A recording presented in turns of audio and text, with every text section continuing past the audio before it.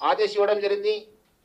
So నిన్నటి నుంచి మన టీఎస్ఆర్సీ యాజమాన్యం కూడా దీనిపైన మన ఆఫీషియల్స్ మనం అందరు కూడా కలిసి దీనిపైన కూడా చాలా డిస్కస్ చేసి చాలా క్లియర్ కట్ గైడ్లైన్స్ ఇవ్వడం జరిగింది. మన ఆఫీసర్స్కి, మన బస్ డ్రైవర్స్కి, కండక్టర్స్కి, క్రూకి, సూపర్వైజర్స్ అందరు కూడా మనము క్లియర్ కట్ డైరెక్షన్ ఇవ్వడం జరిగింది.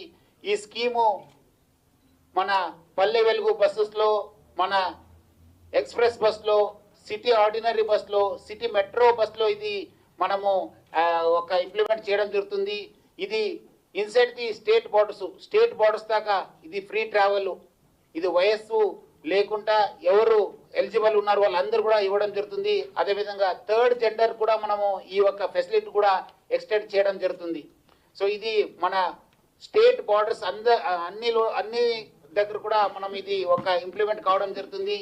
దీన్ని యూజ్ చేయాలంటే మహిళలు వాళ్ళ దగ్గర ఉన్న ఐడి కార్డు, అది ఆధార్ కార్డు కావచ్చు, ఓటర్ ఐడి కావచ్చు, మన డ్రైవింగ్ లైసెన్స్ కావచ్చు, పాన్ కార్డు కావచ్చు, పాస్పోర్ట్ కావచ్చు, స్టేట్ అండ్ సెంట్రల్ వాళ్ళు ఇచ్చే ఏదో ఒక ఐడి కార్డుని చూపించి వాళ్ళు ట్రావెల్ చేయాలని చెప్పి నేను మహిళా లోకము, స్త్రీ లోకము అందరు కూడా నేను కోరుతున్నాను. ఈ ఒక వెసులుబాటుని అందరు కూడా యూజ్ చేసుకోవాలని చెప్పి కూడా నేను మరీ కోరుతున్నాను.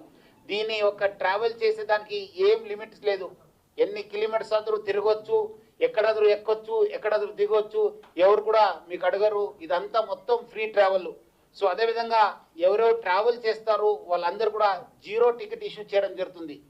జీరో టికెట్ ఇష్యూ చేసి వాళ్ళు ఆ టికెట్ ఆధారంగా వాళ్ళు ట్రావెల్ చేయవచ్చు. ఏ స్టేజ్ నుంచి ఏ స్టేజ్కి వెళ్తారనేది కూడా ఆ టికెట్లో రావడం జరుగుతుంది. మనము ఇది మొత్తం రేపటి నుంచి మనము లాంఛనంగా ఇది లాంచ్ చేయడం జరుగుతుంది. కొంత టెక్నికల్ రీజన్స్ వల్ల ఈ టికెట్ ఇవ్వడంలో మనకు 4-5 డేస్ రావచ్చు. అప్పుడు దాకా మనము కండక్టర్స్, డ్రైవర్స్ అందరూ కూడా చెప్పడం జరిగింది. ఎవరు కూడా వాళ్ళని ఏం అడగరు, వాళ్ళు ఫ్రీగా ట్రావెల్ చేయవచ్చు. 5-6 డేస్ అయిన తర్వాత జీరో టికెట్ అనేది మనము ప్రింట్ చేయడం జరుగుతుంది. మన ఎలక్ట్రానిక్ టికెటింగ్ మెషిన్ ద్వారా వచ్చే జీరో టికెట్ అందరు కూడా ఇవ్వడం జరుగుతుంది.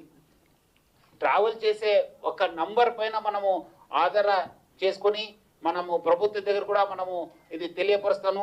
సో ఎంతమంది ట్రావెల్ చేశారనేది కూడా ఈ 4-5 డేస్లో మన వాళ్ళు నోట్ చేసుకుంటారు. సో దట్ మన ప్యాటర్న్ కూడా తెలుస్తుంది, ఎక్కడి నుంచి ఎక్కడ పెరుగుతున్నారు, ఏ ఏరియాలో మనం ఉంటుంది. దాన్ని బట్టి మన బస్సెస్ కూడా మనం ప్లాన్ చేసుకోవచ్చు, మన షెడ్యూల్స్ కూడా మనము ప్లాన్ చేసుకోవచ్చు.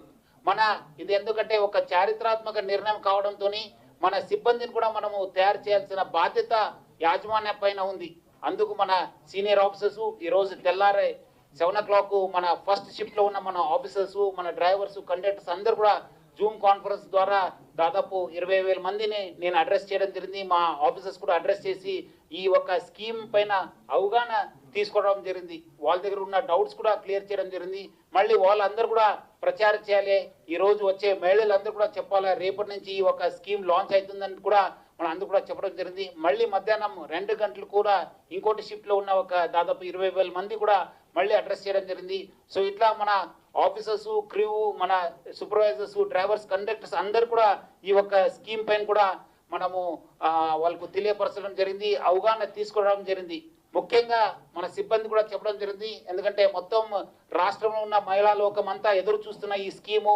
సో అందరూ కూడా చాలా మంది బస్సులో ప్రయాణం చేయడానికి కూడా వాళ్ళు వచ్చే అవకాశం ఉంది. వాళ్ళందరితో కూడా మంచి కర్టియస్గా, పొలైట్గా, వినయతోని వాళ్ళు ప్రవర్తించాలి. ఎక్కడ కూడా పబ్లిక్ కానీ ఎక్కడ కూడా మహిళలకు అందరు కూడా ఎవరు కూడా ఇన్కన్వీనియన్స్ కావద్దని చెప్పి కూడా క్లియర్ కట్ చెప్పడం జరిగింది. సో మొత్తము మన డిపోలో ఉన్న సిబ్బంది, మన ఈడీస్ కావచ్చు, మన డిప్యూటీ ఆర్ఎంస్, డిఎంస్, సూపర్వైజర్స్ అందరూ కూడా వచ్చే 1 వీక్ మొత్తం ఈ స్కీమ్ పైన ఉంటారు. ఈ స్కీమ్ మొత్తం స్టడీ చేసి మొత్తం ఈ ట్రావెల్ ప్యాటర్న్ని చూస్తారు. ప్రజల నుంచి కూడా ఫీడ్బ్యాక్ తీసుకుంటారు. ఎక్కడెక్కడ ఇబ్బంది ఉంది, ఎక్కడెక్కడ మనకు సర్వీసెస్ ఎక్కువ ఉండాలి పైన కూడా మనము చేయడం జరుగుతుంది. ముఖ్యంగా పబ్లిక్కి ఎటువంటి ఇన్కన్వీనియన్స్ కావద్దనేది మనము క్లియర్ కట్ వాళ్ళందరూ కూడా మనము చేయడం వాళ్ళకి ఆదేశం ఇవ్వడం జరిగింది. వాళ్ళు కూడా దానికి తగ్గట్టుగా లోకల్ లెవెల్ కూడా ప్లాన్ కూడా వాళ్ళు తయారు చేసుకున్నారు. ఈ స్కీమ్లో మొత్తము 7,292 బస్సెస్ని మనము ఈ స్కీమ్లో మనము వాడుకోవడం జరుగుతుంది, ఇంప్లిమెంట్ చేయడానికి మనము యూజ్ చేసుకోవడం జరుగుతుంది.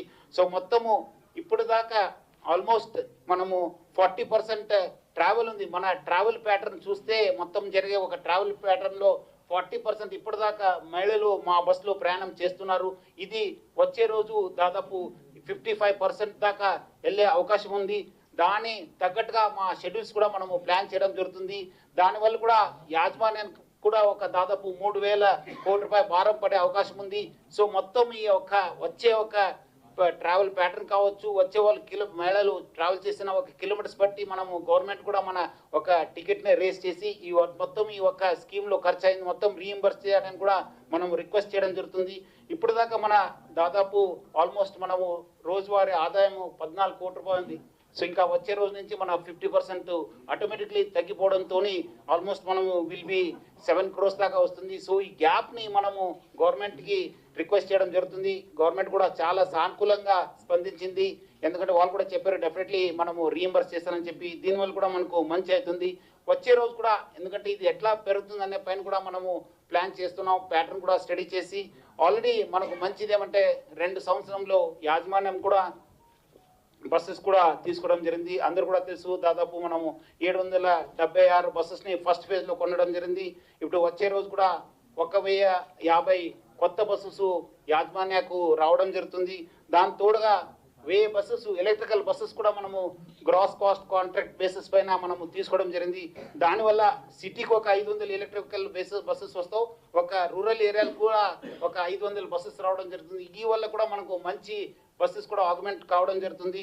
దానివల్ల కూడా మనకు ఈ స్కీమ్ వల్ల కూడా మనం ఎక్కువ ప్రెషర్ ఉండకపోవచ్చు. బట్ ఏమైనా మనం ఈ ట్రావెల్ ప్యాటర్న్ తీసుకుని మళ్ళీ చూసుకొని మళ్ళీ మనము ప్రభుత్వ దగ్గర వెళ్ళి మనకు కొత్త బస్సెస్ కావచ్చు, మళ్ళీ మనకు ఎందుకంటే డ్రైవర్స్ కూడా అవసరం ఉంటుంది. దానిపైన కూడా రిక్రూట్మెంట్ పైన కూడా మనము ఫోకస్ చేయడం జరుగుతుంది.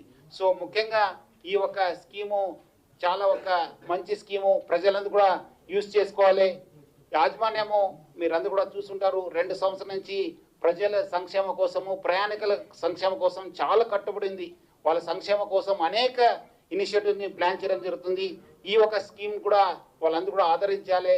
మనకు యాజమాన్యానికి ప్రజలందరూ కూడా సహకరించాలి. ముఖ్యంగా మహిళలందరూ కూడా మనము ఈ స్కీమ్కి వాళ్ళు సపోర్ట్ చేయాలి. వాళ్ళు సక్సెస్ఫుల్గా ఇంప్లిమెంట్ అయ్యే విధంగా వాళ్ళు కృషి చేయాలని చెప్పి కోరుతున్నాను. ఎందుకంటే ప్రతి మేనేజ్మెంట్ కావచ్చు, ప్రభుత్వం తీసుకున్న ప్రతి ఇనిషియేటివ్ను బాగా ఆదరించారు. ఈ స్కీమ్ కూడా ఆదరించి సక్సెస్ఫుల్ చేయాలని చెప్పి నేను మరీ కోరుతున్నాను. కర్ణాటకలో ఈ స్కీమ్ కర్ణాటకలో అమలు అవుతుంది.